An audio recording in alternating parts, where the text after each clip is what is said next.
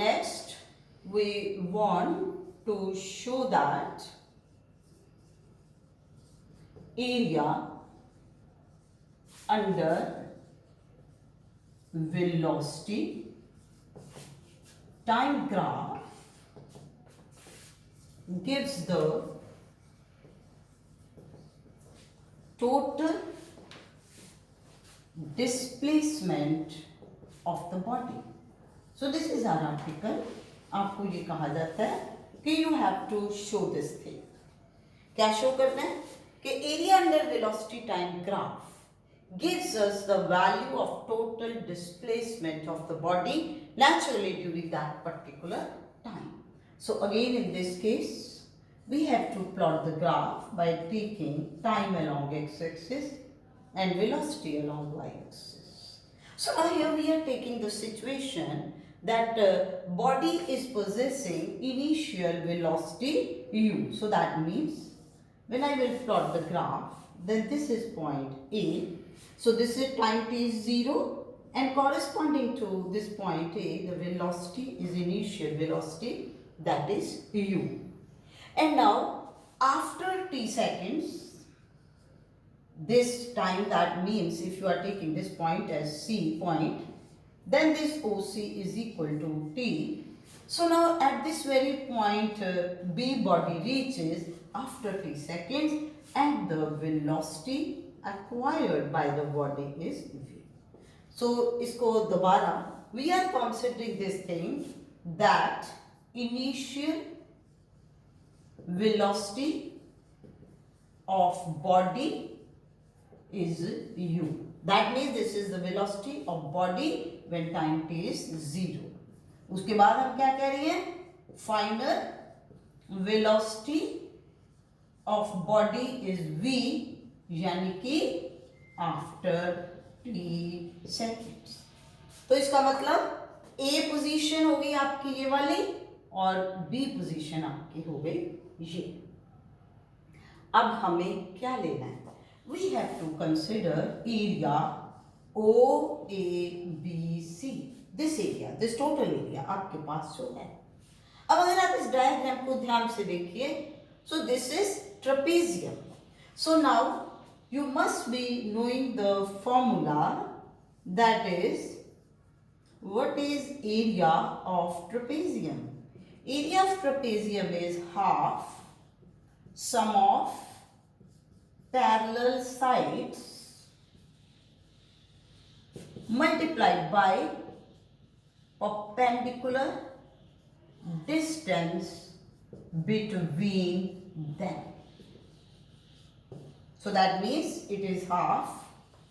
Parallel sides are OA and BC, or perpendicular distance is OC.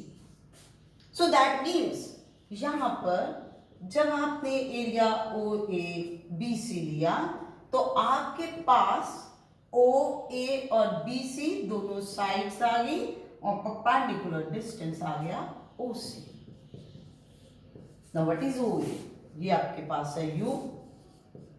What is B C?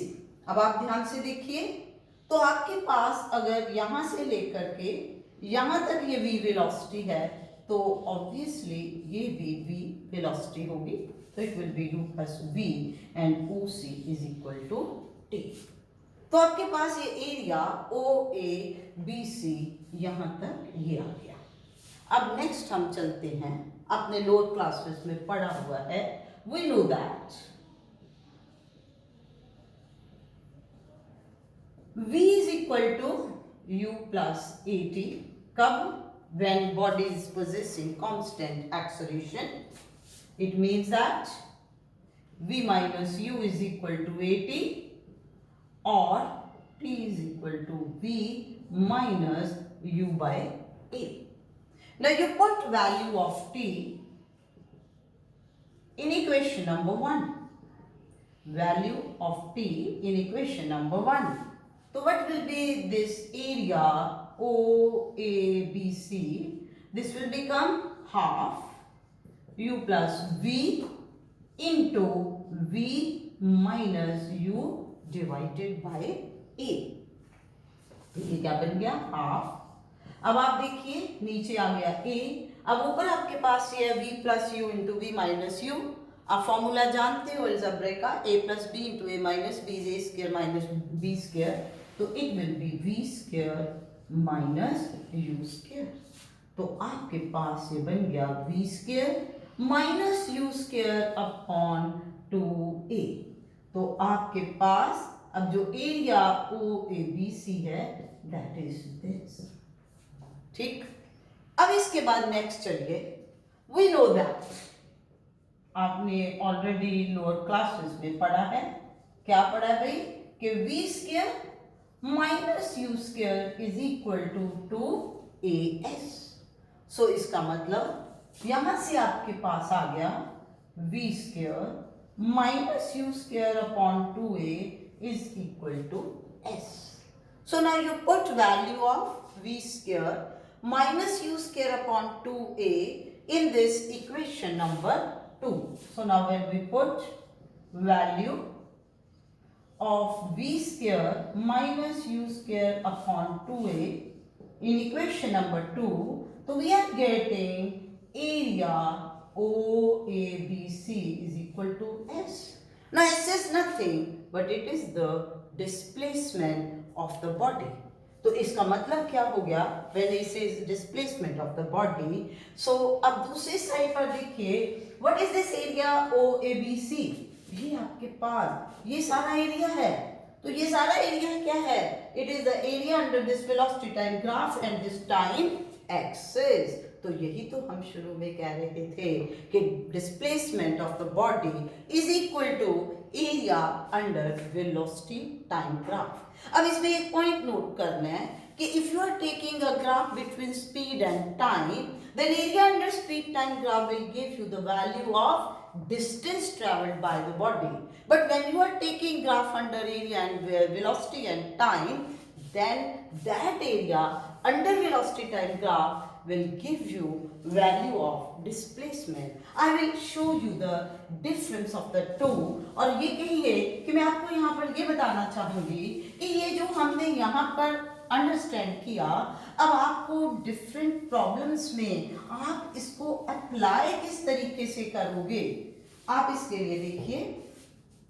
Suppose मैं आपको ये question दे रही हूं कि यहां पर on this side we are taking time, on this side we are taking velocity. So this time t is 0.